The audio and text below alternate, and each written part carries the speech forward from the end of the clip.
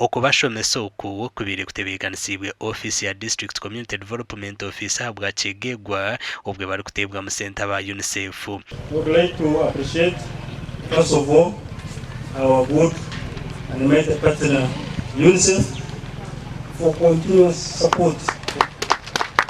Actually, since the issue started in 2010, UNICEF has been with us, has given us money in child protection, in basic education, and in health. We believe today we have a link between the duty bearers and the service providers, and that is you, the social workers.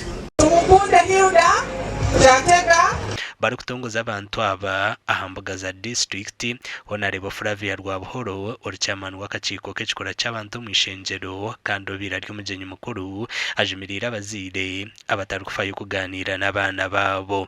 Omwaka gw'2022 tukaregisteringa abana 20 abali under 18 nibehanika hamigo nibeyita. Last year we registered 13 who committed suicide under 18. Actually, Bugisu sub-region lost 5 children in 7 months committing suicide. Kandi omwana ayakizireyo na kiro kinu kutusalibaniza akaba mwana w'emyaka 6 nibamwita Nantume Maureen wabuyikwe aketa mu muguha yeyita hawaki habukuba covid obyarugiremu abo wabu sente zabura bamuhindurira isomero kuruka Kampala bamugana mu mu cyaro buyikwe haba hempaka nyingi hagati n'abazire be. Abebembezi bahijira babangwirwe okubecho kureberaho kandi basimira ba UNICEF ahabwo kubata musente.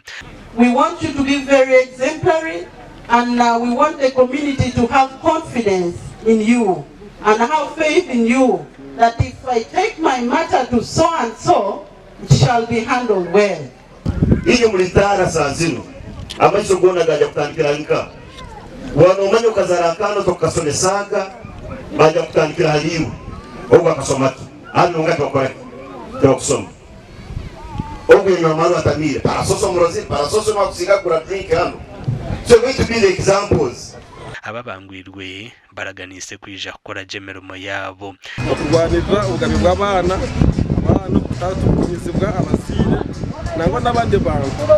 There are cases of children who are infected with HIV, yet their parents are tested negatively. That is also a case that we have discovered in our field work. Omakura gandi abaturage muri district ya Rubirizi bashabirwe kugumana bakwatara kwabo bona abatari kwebasa baba nibenda kutungura cyanga cyabo.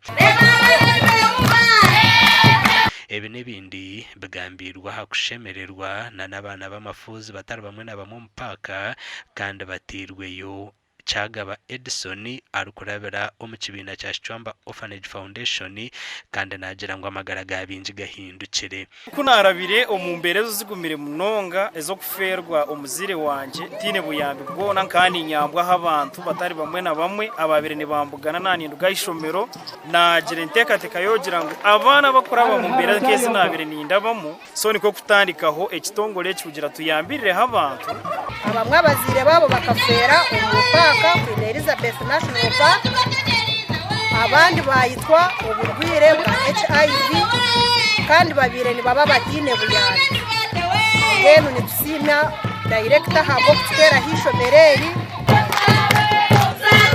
obwa hate kitongore eki nicomesa kandi kirebera abana batari hansi na 50 kandi abantu bashabirwa kukwataraho bona abatine buhwezi ayakubasa kuba ine cyayine ayino bubasa bo kubasa kuyamba umuntu uyareba kubona abona amuyambe oba yamugura kacuma oba yamugura kitabo tokamanya nyencha karogo muntu yabire cyo mugasho nabasa kugasiri hano ngutare kine cyo kubasa kwindreka yawe kikahindure cyaro cyawe wabo tashubiso mwana wawe nyira kubagandara amataka mukureba twine tugira unamataka gitko nkano ija kubori yawe oro umuntu yira yikate cywane cyo rumune cyanje cyane cyumanyisa wabo tarazire royo mukaya oningo tinero yo mucyaro cyawe nibaza kutonga n'itaka yawe barutware usigara utagize urota utirita mwere cyama nogira ngo mwana wawe umushomese.